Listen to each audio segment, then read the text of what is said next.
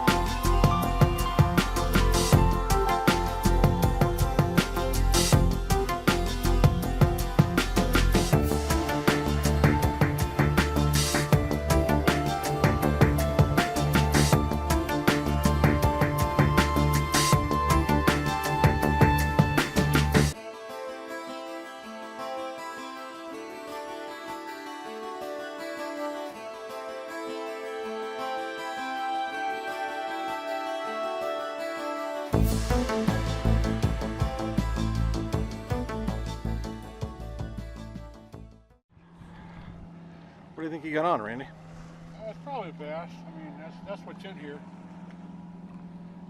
Little fighter. We're on our way to fish some walleyes and stopped here to re-rig. This looks like about a little half-pound bass. Oh yeah, they're a little quarter-pounder. Little guy, fun stuff. Well, that's the size that almost makes a sandwich, and just a little bit bigger than that. Good eating this time of year. Okay, That's an awful funny looking weight. this, if you can see that, is called a double barrel. Okay, you can see how it, I don't have enough arm here, but you can see how it slides up and down. And it's a barrel with a clip on the end, so you can change real quick. This way you can leave it set up. You don't have your weight yanking your rod around, stuff like that. It's a little more expensive, so if you're learning, you don't want to learn on this because it's about $2 a pop if you drop off into rocks or something like that. But once you've got your technique down, double barrel gets you in the water faster than anything else. How much lead are you using on there? Oh, I've got about a 6-7 foot lead going here. Not too terribly long.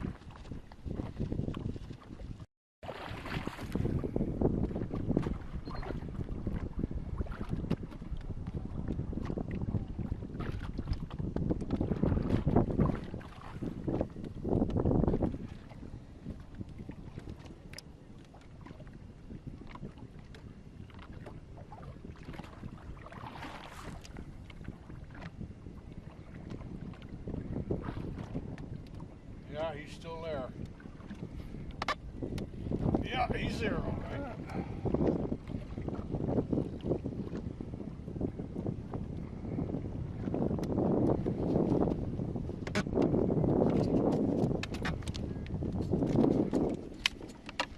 We haven't lost him. Oh, he's still there.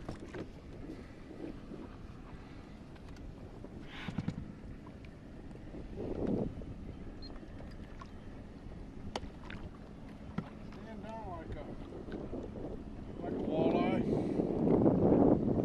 He's a little bigger than the last one.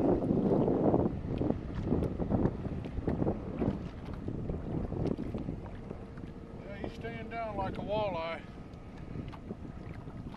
He's got about a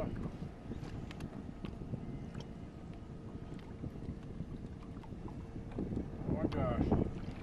Took me in the weeds and spit me. Look at that.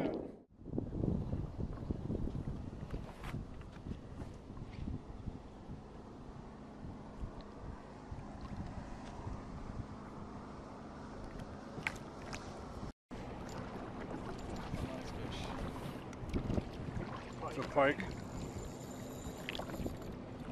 Don't want him in the boat. So what kind of fish are we going to do now, Randy? We're getting ready to do some long lining. This right here is the Bible. There's a team out of Michigan, I think, that has done all the underwater work to tell you for monofilament and for superline how deep your bait is running per given amount of feet of line that you have out. Okay, so if you've got 50 feet of line out with monofilament, it's going to run a little bit shallower than if you have 50 feet of line out with superline.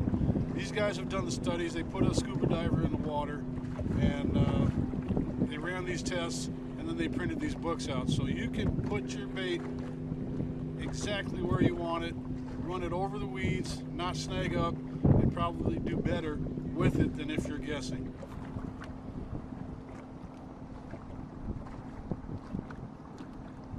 So we're running the top of this sand is the base of the first drop, top of the first drop. We got some SR7s down. We got a couple of different patterns going here.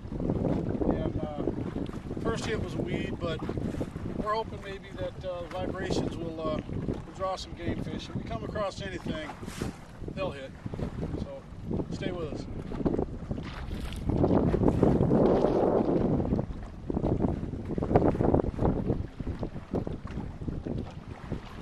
Hey Randy, this has been a lot of fun. I know how to catch northerns. I've caught a lot of them in my life. But the walleye remain a challenge. Today we did some things that were really fascinating to me.